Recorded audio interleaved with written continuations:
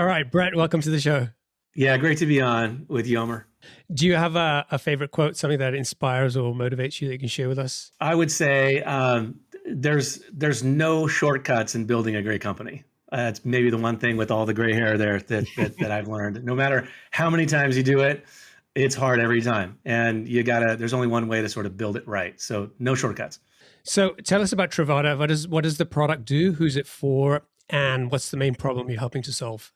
Yeah, so Trovata is, if you think of online banking or just managing your cash, that's generally done by spreadsheets today. It's all of your cash flow or cash workflows are done in spreadsheets or models and all of that. So we basically, online banking is kind of born out of the 90s. The bank should be helping bring a product for managing cash, and we're filling that void because they're not tech companies. We are. So really, if you think of like in the consumer side, if it's like a Mint for corporates, but then on steroids, lots of other data-driven aspects of automating cash flows, bringing your cash visibility, forecasting, analytics, all of your underlying cash flows for your business. We help companies and big companies manage that really, really well with a lot of automation. So you founded Trovata in 2016. Where did the idea come from? Yeah, I think a lot of it was, there was no like, hey, I got this, epiphany. It just, lightning struck. It was really something all along. It was, I'd say it's kind of that 20 years in the making for me. And I'd been in startups, so kind of tracking the early 3, then Amazon and 3 more. And then it was like, okay, I've got one more left. and the thesis was it was so big because what was happening was, after on the heels of Second Watch and that whole digital transformation in IT, we always talked about in the later innings of the journey to the cloud is going to be more in finance and banking and digital transformation there. There was no shortage of opportunity to innovate, and this whole seeing what was happening like with Plaid or on the consumer side and in the early fintech, more consumer and small business is like my experience is more on where I've had success is more on the enterprise startup side. So knowing that side, and when you track all of that, everything that hits consumer generally, it works its way into the enterprise about 5 to 7 years later. And it's like, for me, why I kept getting more and more excited about this is this like, I have to do this. Like this, I'm, perfectly wired from the startup world in finance, seeing all these pieces, like this is going to be, so for me, it was a bit of maybe the kind of the last big hurrah for me. And, but also the one that I was most excited about, that I just got more and more excited leading in, but doing a lot of discovery and really spending a lot of time building out a thesis was probably a couple of years even prior to starting the company. So let's talk about that, because you've spotted an opportunity, and this is something that you've probably been seeing over and over again in the various roles and the startups that you've been working with. You're starting to build this vision of what this company and this new product could be. How long did it take for you to build the product? Now, you talked about discovery taking a long time. What exactly was involved? Were you just going out and just trying to have as many conversations as possible? Was it just you? Did you have anybody helping you at the time? A lot of this was, when you're kind of further along, in your, where I was at in life, it's just, it's harder to take these kinds of risks. And so for me, it was like, and then also you at this point, it's like, I've done enough. I've learned a lot from the mistakes of others or all the mentoring.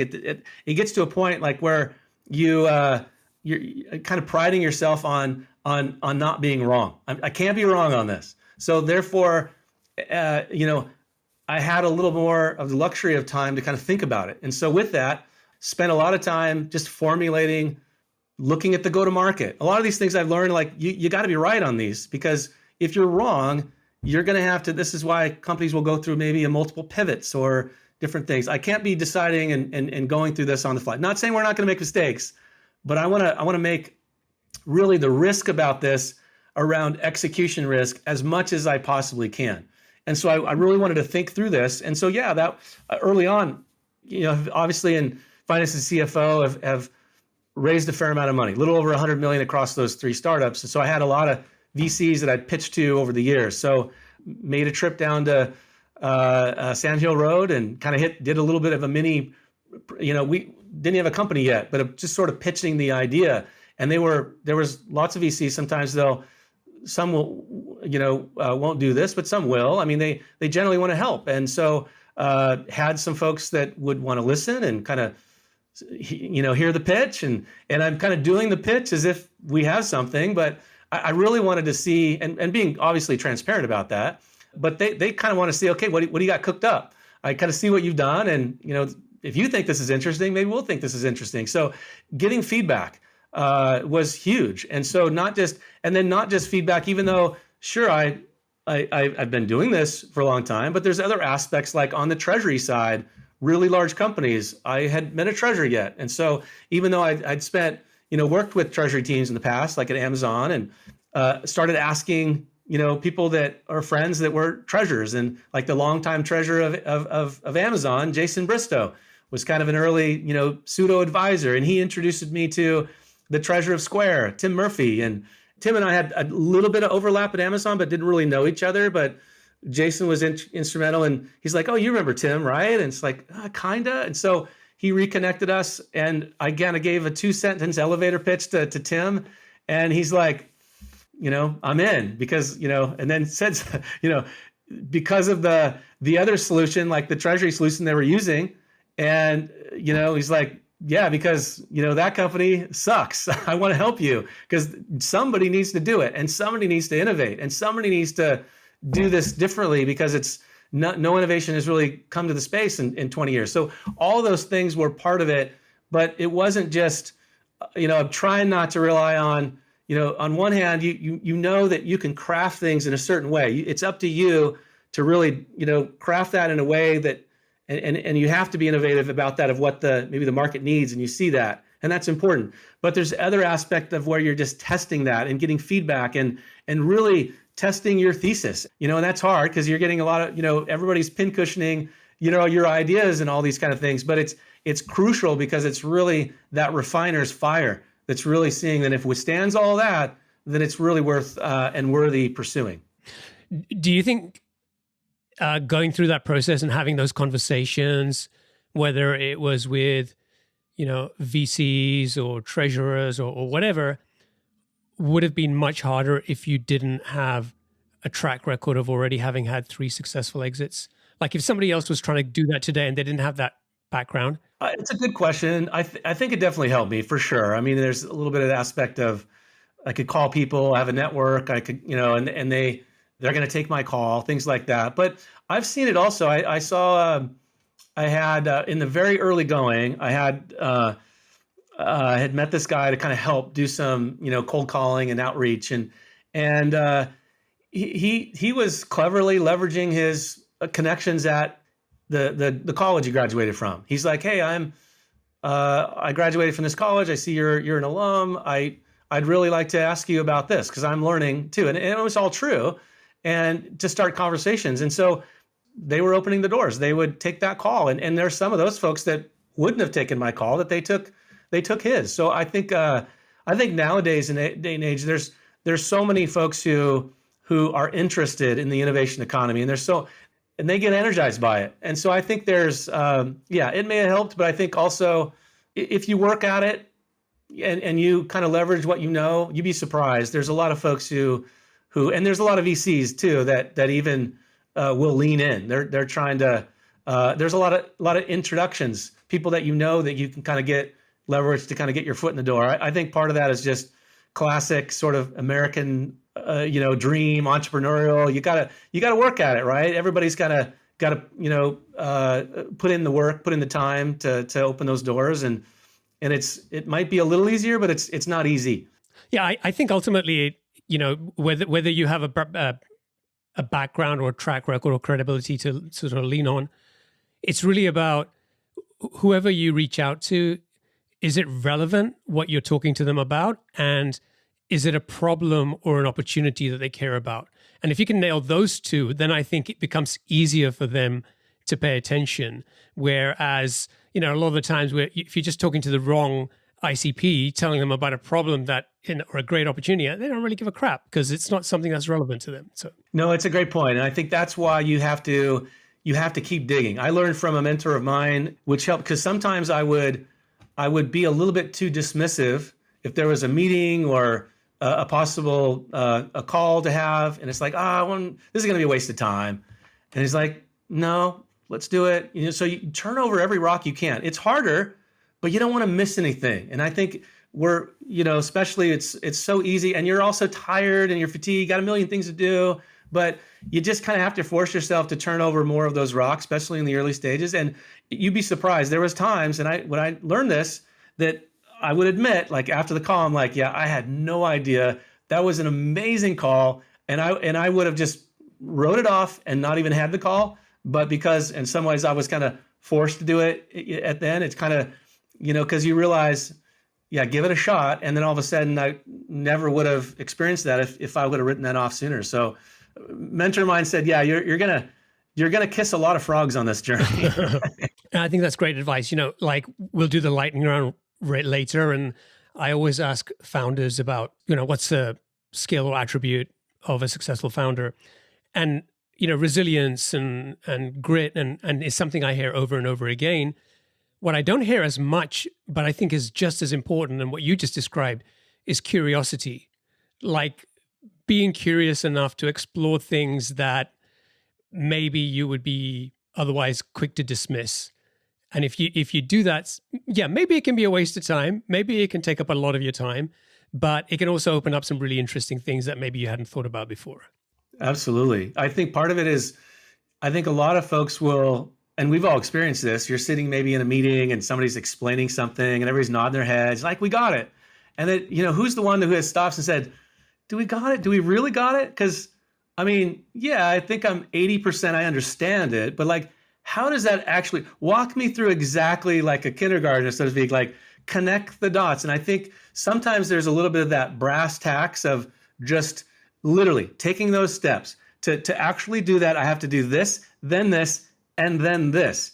And if you can't do that, then it's like, you can talk about one of those and like, oh yeah, yada. No. There's none of that here. Like you have to know that when you're going to put your foot down, it's going to be on solid ground. You can't be, talking about something that doesn't exist. And that's, you have to be really maniacal in that. It's about details. You have to ask those questions. Don't gloss over some of those. If you don't, they'll come back to bite you. Let's talk about the product. I want to just walk me through like how you went about building that. Now, we often talk about, hey, building, an MVP, and in many situations that's not that difficult to do. I think with a product like Trovata, it seems to me that it doesn't really work unless you have some banks on the other end of that integrated with your product. So did you build an MVP? And if so, how? Or did you just kind of go all in and say, we just need to build this thing and we need to get some integrations done before this thing is even something that people consider? It's a little bit of both. I think in this day and age too, you can't I think it's extra hard to build something in the enterprise because there's a certain rigor, resiliency, or robustness. There's a feature set. There's all these things that are just harder to do. It just takes longer. Takes more capital, which all of a sudden becomes an access restriction because, seed investors might only want to, max you're going to get maybe is 3 to 5 million. It's rare to see like a really big seed round unless there's some connection maybe to the VC firm or things like that. But so you kind of have to stage your way into it. I would use the term license to hunt all the time in the early going. It's like, hey, it'd be nice if we had the luxury of just home running it. But one, that's not necessarily good either, because if you're building a field of dreams and then hope that everybody's going to show up and buy in that way, and it takes you 18 months and you're wrong, you're screwed, right? So, because you can't undo all that. So it's all about capital efficiency, proving your way, and then forcing yourself to kind of own and stick to that same rigor as well. Like you got to have these proof points and these milestones, and your investors need to see that too. So I think that's a big part of the MVP, why it's so good. But in the enterprise world, you've got to have a little bit more to that than the consumer space, where you almost like you build a very simple app can get you a long ways. In the enterprise, it's got to be more of a little more of a product, and so that becomes harder. But yeah, we did the early journey, and part of what did have a bit of a wrinkle was that if this is all going to be automation, we're going to build this whole new experience to manage cash, and it's going to be about automating workflows, like doing real work for accounting teams, finance teams, treasury teams. If you're going to do that, it's got to be data driven. And then if you're going to get it's data driven, well, where are you going to get the data? So, well, in this case, we're going to start with the banks. We're not going to the ERP system. And there's a big reason for that. My background is more in that, but I also learned after post Amazon at this company, Worldwide Packets, and that's as a finance person to map more of the cash journey, which the treasury folks kind of live in that all day long, but more from a cash flow, from a CFO perspective, where cash as an operating tool. And so that was sort of the backdrop. So if it's going to be based on kind of, bank transactions, bank data, cash first, we're obviously going to need that data from the banks. How are we going to do that? Well, you have, at the time, screen scraping and the plaids, the aggregators on the small business side, and even them today aren't necessarily meant to aggregate transactions to power a solution like ours. So it's like, how are we going to get the data in the world of treasury that's 25 to 45 years old? It's all predicated on files that either come from the bank or come from SWIFT, which is a bank consortium, international consortium of that. And there are these very rigid standard formats to get a small amount of information, but it's precise and based on a defined standardized format every single time. So you can build some repeatability on it, but it's limited, and it takes forever to connect initially. So the implementation side is just horrendous. There's companies that will have lots and lots of banks, and they'll spend 2-3 years and still haven't connected all their banks. It's like, wow, how does that? But that's that world. So for us, the thing for me was that I was kind of taking the bet that became a little bit of a blessing as well as a curse in some ways. Maybe that's too harsh of a term, but the aspect of we can turn it into a positive. We're gonna build this experience, and that's what we were prototyping. And I'm, as an entrepreneur, I'm gonna take the risk that the banks are going to open up on the corporate side, and they're going to roll out APIs. And everything that I was seeing is sort of the theater that was the fintech on the consumer small business side, where the banks were just hated screen scraping and they're kind of backdooring to get the data. And it's like, okay, the banks are going to have to do this because the demand is there. Customers need it. And so they kind of get a chance to do it over and do it securely and on their own terms. And so for me, it was like the banks have to build APIs. That was a big part of the core thesis. And if they don't, I'm screwed, right? So it was sort of building, and that was the full, 2.5 years early on of really building this, and then working with the banks. And then they did. That's when they released the first corporate banks in the world. JP Morgan, Wells Fargo, and Bank of America released APIs for balances initially, and then later transactions shortly after. And we were the first company to connect. And again, 2 years is still a long time before. So, and that was hard because it actually was a lot longer than I had hoped and expected. And it was kind of getting to where it's like, this is getting out there in terms of even risk for me, because I'm all in on it, and I'm starting to hit the wall a bit too. So I think part of that is once the banks open up, we were the first connect. And then the banks are like thinking it was going to be their customers that were connecting, and customers don't want to connect because these are really hard APIs. So we became a bridging aspect. The banks realizing, hey, we kind of need Trovata. They saw what we were building and what the data was going to be for. That kind of became, and early on, that was what I was hoping would sort of turn into our flywheel, because we not only needed the data from the banks, but if the banks could just see what we're using their data for, and we're solving all these pain points from a user perspective through the platform for their customers, like we're doing a lot of what they should be doing, but they're not tech companies, then the banks will get behind it.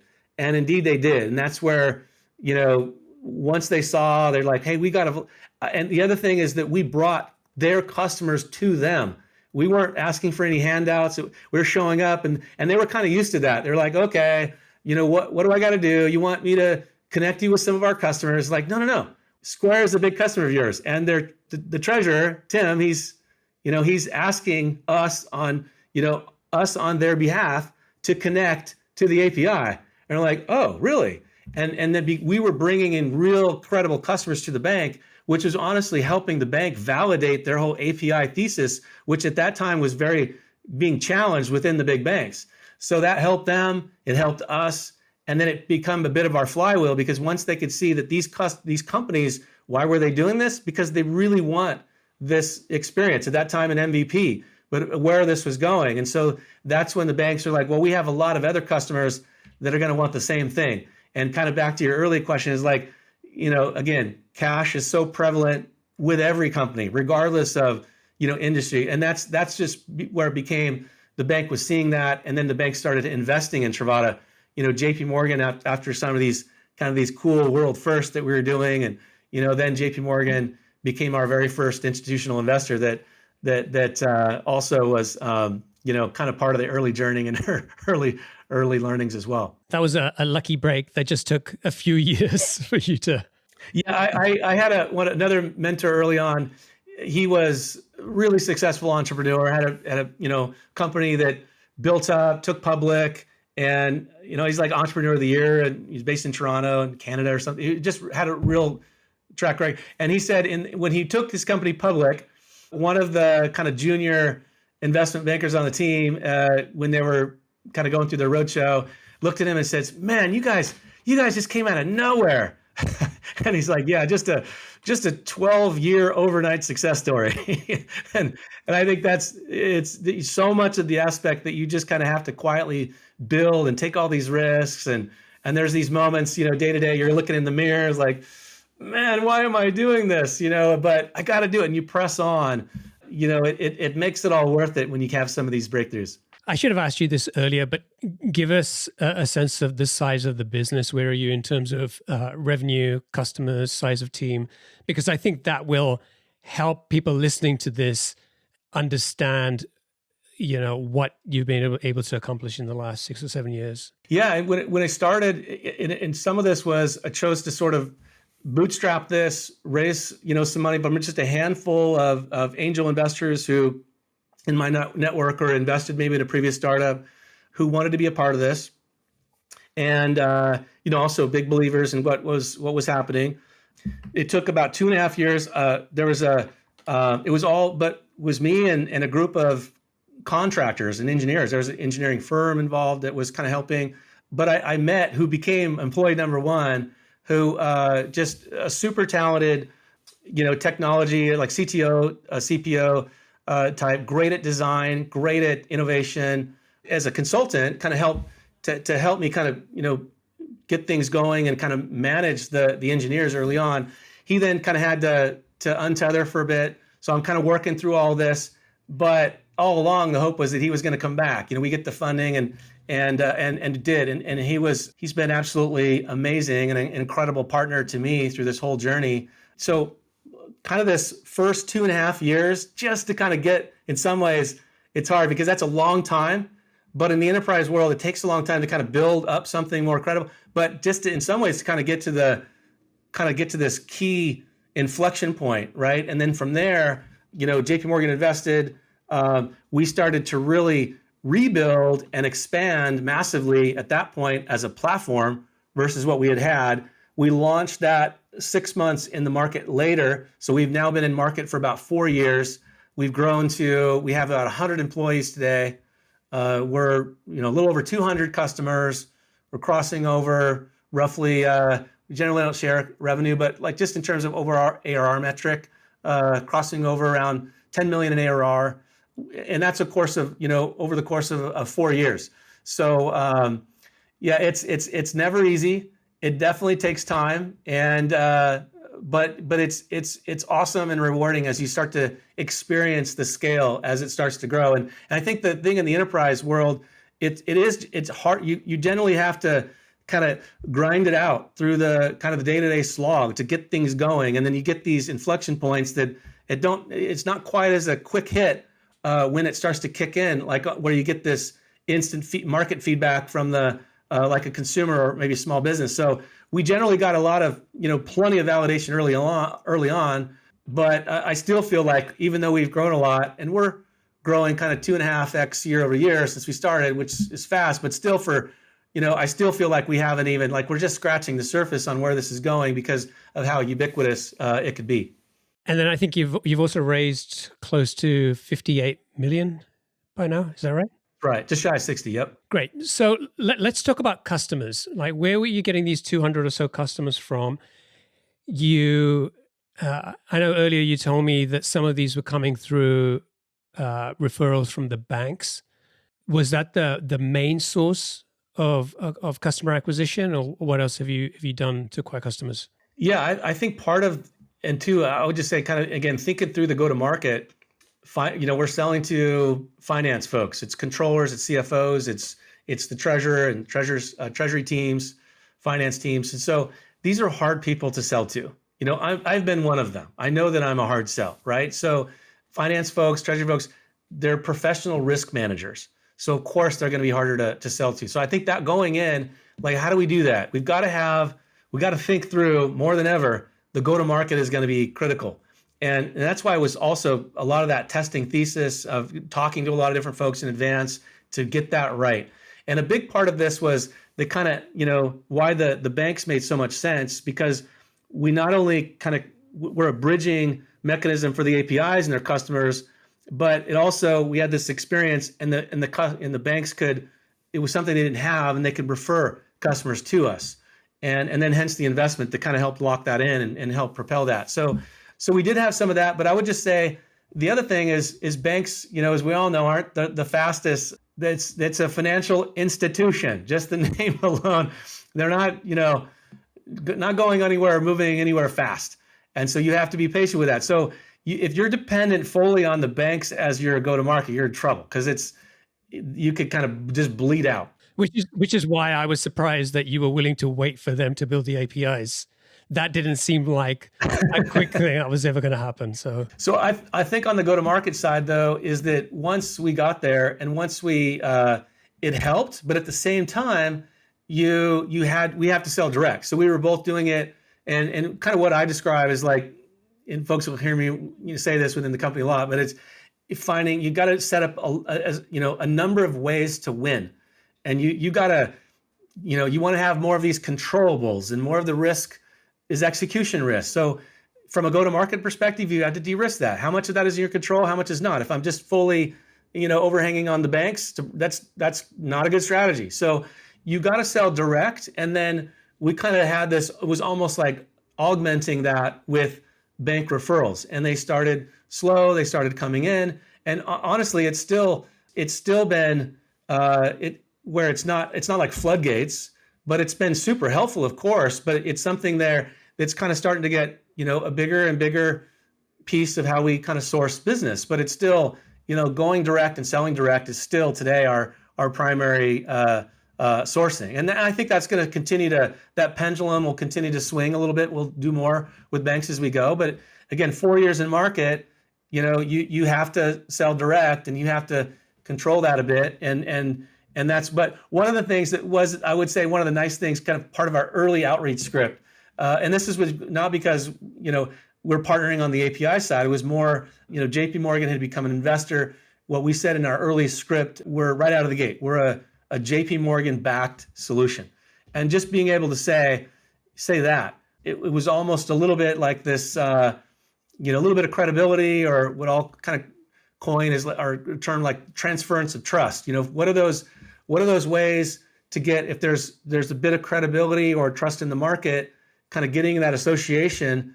And so it's not gonna win you the deal, but at least it's gonna give you a chance or a foot in the door to help talk about the value prop and give you a shot.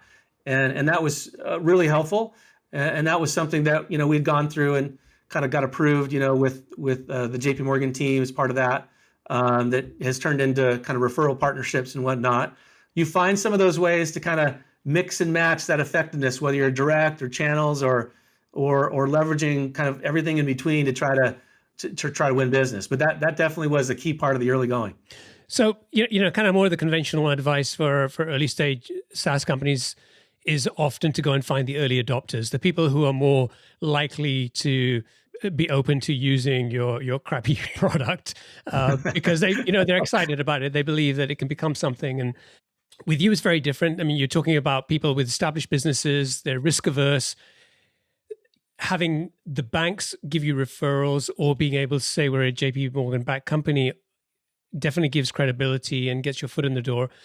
But can you give us a couple of examples of what else were you doing to overcome this risk aversion? Like if somebody else is maybe in a different vertical somewhere, is dealing with customers today who are risk averse, like what are some things that they could maybe learn from your experience? Well, I think with early adopters, there is a bit of that, the relationship and getting the customer to be a part of the journey. They're not just in the early days, and you're talking to tech companies because tech companies or more forward-thinking folks within companies about treasury or finance who would want to be a part of the journey because they were not just buying what we had at the time, but they were also buying into where we were going. And you have to you lay out the breadcrumbs and they could see it.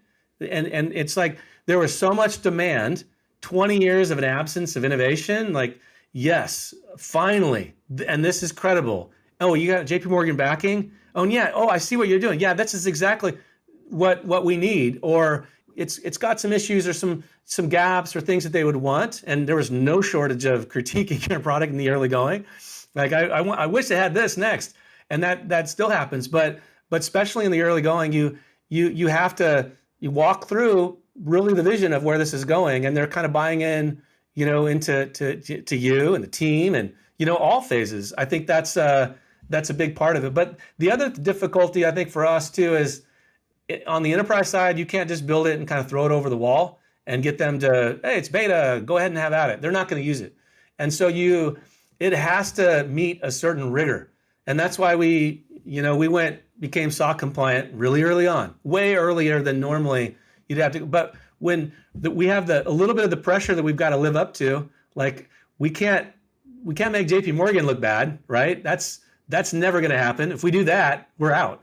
And bankers themselves who are maybe making a referral or bringing in us to a company that they value, that's in their Rolodex, who they're serving, and that relationship capital is gold to them. Like we can't screw that up.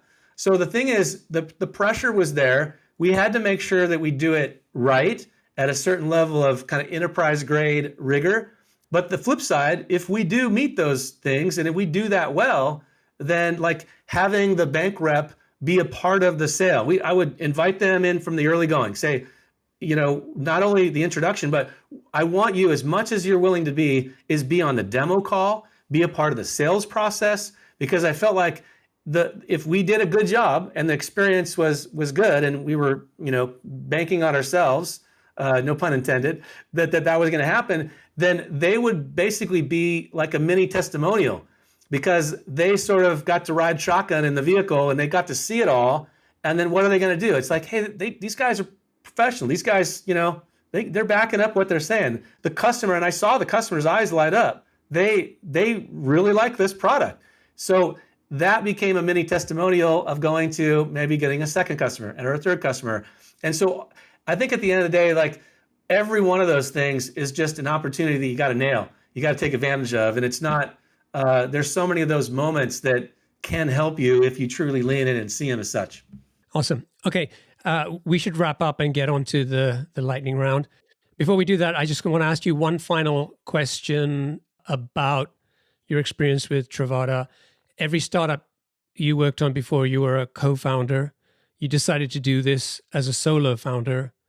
How has that experience been different? It kind of cuts both ways a little bit. On one hand, because I've been doing, Trovata's my 7th startup. I've been doing this for a while. So you learn what not to do. You kind of maybe anticipate a little bit more what's coming around the bend. You want to make sure you have a sense that it may be a semi, right? And you might be ready you got to brace for a head-on collision. I think all that's helpful, but it also gives you, in some ways for me, a little bit of wanting to kind of taking on a little more risk and wanting, being a little bit more of a dreamer, or really kind of here's what we can build, and have, being a little bit more of an optimist. You have to be, a little more optimist, but you also have to be kind of stuck in reality, right? So I think the more of that you have, maybe the more you feel like you can do it. But in the startup world, it's an everyday contact sport. And if you're not approaching it with a level of humility every single day, like humble pie is waiting for you right around the corner, right? And so I think that's the aspect. So in some ways, maybe doing this, I thought that I could, like anybody, I'm thinking, oh yeah, I could do this better, faster, more efficient, and I could get there a lot sooner. And it's like, yeah, but now I'm having those moments. It's like 18 months in, and I'm having conversations with my wife, and she's going, really? What have you gotten yourself into now, right? So, is this really supposed to take that long? And now I'm, really investing and taking way more risks than I ever even imagined. So like, how does that happen? And I know better. I know how this works. So that's the thing about it. You're always, but that's also what makes it so exciting and exhilarating. It's a little bit like an extreme sport, right? So I think in some ways it helped me be able to make an impact and really, from the product to the whole go-to-market and really bottoms up kind of architect, really the people quotient is just so crucial to get right. So, being on every single interview is almost like hand picking, every single person to make sure that we have this incredibly, diverse but high functional team that's willing to work together. Like all that's such a key part of it. So yeah, there's pros and cons. And I think some of this wasn't necessarily intended. I just like, oh yeah, 2.5 years before we get funded. Yeah, I wasn't necessarily signing up for that, but you kind of think you can beat the curve. But like I say, it's definitely a journey every step of the way, every single time. It doesn't get easier, right? It's It can be easier, but it's not easy. All right, let's move on to the lightning round. So I've got 7 quick fire questions for you. Just try to answer them as quickly as you can. Are you ready? Sure. What's one of the best pieces of business advice you've received? Yeah, I think one was just how valuable a financial operating plan was. That, and then also just the aspect of seeing how important the team is. But I think the financial operating plan as a tool, and I'm a finance person, had that background going in, but it's almost like I maybe took that for granted a little bit, and I kind of seeing things. But as an operating tool, it forces you to think through every aspect of the business because you have to plan, you have to think through it. Nobody likes to do it. Even myself, and knowing how to put these together, it's not like it's a great deal of fun, but what it does do is it forces you to kind of visualize, to think ahead, in time box various things. Okay, here's your revenue. It's on a spreadsheet, and you're thinking you're going to get this and this. Oh, well, yeah, but what about collecting cash? Because you think you're going to sell this product here, you're not going to collect cash for another 3 months. So how does that kick in? Can you really hire these people now, or does it really mean you can stretch out not raise capital until that point? If I model out your cash, it's like maybe 2/3 of what you think you have, right? So big parts of what Trovata is really helping solve. But I think that is that became really an invaluable tool of how to process, because it forced you to go through a really rigorous checklist in a lot of ways, from go to market, how you're going to make money, just very fundamental things. If you don't have really good answers for that, it really challenges whether you should be starting that business. What book would you recommend to our audience, and why? I never, I wish I read more than I do. I read so much news, but I would say one book that stands out that was really good. And I'm a little ADD with books sometimes, but Good to Great. I think that was one that it was really good. That's just like cover to cover, that was just really helpful as a tool. I think the other thing that I like maybe from that I've loved is like Michael Lewis's books, from Liar's Poker to Moneyball to Flash Boys, because they have this entrepreneurial, like they're thinking about things that nobody's ever thought about. So it's got this entrepreneurial, but written in like this storybook fashion that's just fascinating. That's something that I always like, from just to kind of a little bit more inspirational. That's been fun. What's one attribute or characteristic in your mind of a successful founder? Yeah, I think that you have to be maniacal, and details matter. Whether you like it or not, you got to care about the details. And I think the other thing is people. I think I call it, the people quotient. Is so critical because you're basically reinventing the company multiple times on its path, upward. If you're going to be successful, you're likely going to reinvent your company several times to get to those different success points. And so the right person in the right role at the right time, those three dynamics together that kind of go in harmony, those are absolutely critical to get right. They can wreak havoc on your business if you get it wrong. And if you neglect it, you think, hey, we've got the team, good to go. We're locked up for the next, no.